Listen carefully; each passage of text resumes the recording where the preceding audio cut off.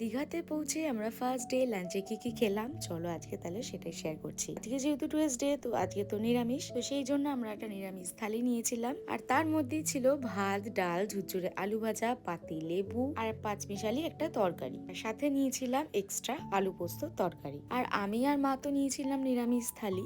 আমি যেহেতু নিরামিষ খেয়েছি সেই জন্য মা বললো আমিও নেব। আর বাবা আর রাজা নিয়েছিল ফিশ থালি। আর রান্নাগুলো ছিল মোটামুটি। আমি তো ডাল, আলু ভাজা আর আলু পোস্ত তরকারি দিয়ে পুরো ভাতটা শেষ করেছি। আসলে আলু পোস্ত তরকারিটা খুব ভালো করেছিল। দেন আমরা লাঞ্চ করে একটু বিচের পাশে যাই, একটু হেঁটে চারপাশটা দেখছিলাম।